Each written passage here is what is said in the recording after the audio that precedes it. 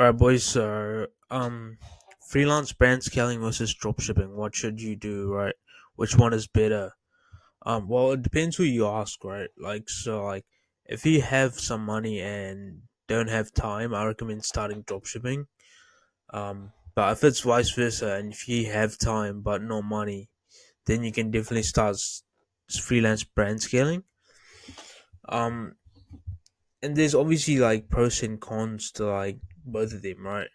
um it's not like one is superior than the other because they're both like pretty good, but dropshipping has been around for a while, right? Which means that it's a lot more saturated than freelance brand scaling, which just started like a couple months ago. Well, it didn't start a couple months ago, it was always like there. um because it stems from the agency model, right? So agencies have been there forever, um ever since dropshipping started. Freelance, like agencies have been around, right? um but thing is, like, this freelance brand scaling thing really came up in Brace, and all those other guys started posting content about it. But it's just an agency, but it's under a different name, where they're catered mainly to like clothing brands, as opposed to like just any like e-com brand. So yeah, that's what that is. And like there's obviously like pros and cons to like drop shipping as well. And I'll just go over like some of them right now. So like pros of drop shipping is like you're not tied to clients and you have the freedom of flexibility, right? um Most of the time, like if you're doing like freelance brand scaling, you would have like four, five, six clients that you have to like, like manage. And that can get pretty taxing depending on who you ask, right? And like some people just don't like it because like it just gets in the way of their freedom, right? Of flexibility.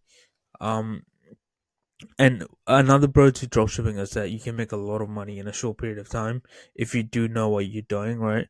Because there's like unlimited scale. You just have to increase budgets, and like you can just infinitely scale. Whereas like with freelance brand scaling, it's just like you can't unlimitedly scale because you're like always like tied to your, I guess, to your clients. And like the amount of clients that you can take on is like capped, so you can't really like scale past that unless you hire a team and stuff like that. So yeah. And cons of dropshipping is like there's low profit margins, obviously, like compared to freelance brand scaling. um and yeah, it's around like 30 to 25 to 30% as like the general, the profit margins of ecom.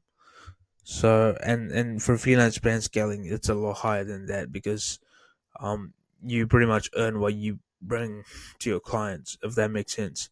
If you make them a lot of money, you will make a lot of money in turn. So yeah. And with drop shipping, there's like multiple domains of expertise needed to be successful in drop shipping. Because it's not just marketing that you're taking care of. Marketing is a big part of dropshipping, but like it's not like the end all be all. Like it's not like the whole piece of the puzzle. Um, and you need to be good at, obviously, the back end stuff, CRO and stuff like that. So um, and you need a lot of money to start with dropshipping as well. You need a decent amount, at least $7,000. I would recommend, because you're gonna blow through a lot of that just to learn. Obviously, if you follow the correct information, you would, be ahead of the others. But like, you only learn by doing. So like, you have to like put in the hours and put in the sweat equity, to like be successful in this in dropshipping. Um, but yeah, let's move on to pros of like freelance brand scaling. Um, So pretty much like you don't need money to start, as you're working for rev share, and zero upfront cost to the client, pretty much, right? So it's pretty much like a zero risk sort of thing. for you and the client, but like your client has to obviously pay like ad fees and like ad costs, which can be, depending on who you ask. Like obviously not all like clothing brands want that. Some people, some of them obviously like to go organic, and they wouldn't even reply to your DM if they're not interested, right, in the first place. But yeah, if you can get them on a rev share, that'll be great. But yeah, um, and you can make a decent amount if you're really good at it. If you make them a lot of money, you will earn a lot as well. So like that's the thing, right? If you have like 6, 7 clients, and if you're making them like 100K each or something like that in a month, um, you get a decent cut of it as well.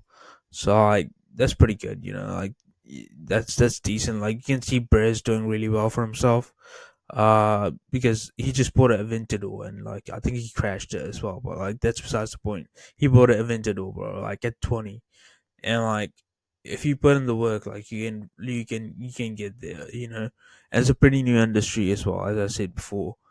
Um, so it's less saturated compared to something like dropshipping, right? And you only take care of the marketing as opposed to the whole business. Whereas like with dropshipping, like you take care of the back end, as I said before, and CRO, like building websites and finding suppliers and uh, fulfilling orders and stuff like that. Uh, it depends who you ask as well. Like a lot of people find fulfillment in that as well, where they get like control of the whole business instead of like just the marketing. Some people just don't like doing marketing itself. But yeah, and in terms of cons of like freelance band scaling, you're tied to clients, obviously. Um, Clients can fire you at any time as you work for them, and not the other way around. You work for them and they don't work for you, right? So like, um, they can fire you at any time, and like if you don't have leads coming in, you could literally go on a dry month, and like like everything can fall apart. Whereas with dropshipping, it's not like that. Like Facebook ads is pretty consistent, and like you know, as long as you're on top of things, like your brand wouldn't start falling apart.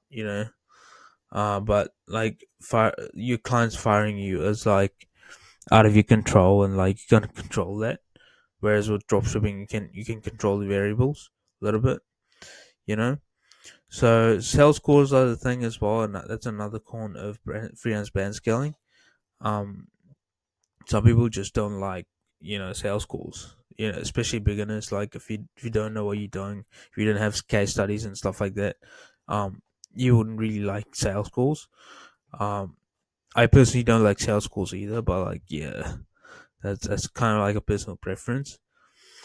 And it's capped at how many clients you can take on as well, so like it just depends how many clients you take on, and like how much revenue you bring them. It's all dependent on the revenue you bring them. And yeah. So conclusively, I think beginners should start with freelance brand scaling because there's no upfront cost or like monetary risk for you, and also it's less saturated compared to dropshipping.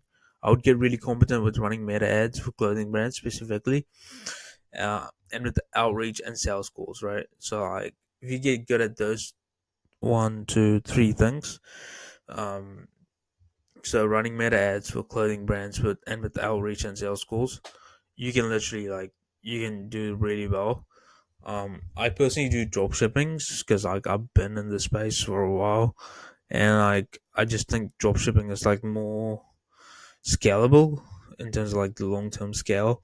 You can get a good scale out of it, but like um if you're really good at freelance brand scaling and you get really good at like meta ads, then you can make really good money as well. So like it's all dependent up to you, but for beginners I recommend definitely start with freelance brand scaling, um because there's low barrier to entry, right? So at the end of the day, but yeah, anyways, I see you guys in my next one. Peace.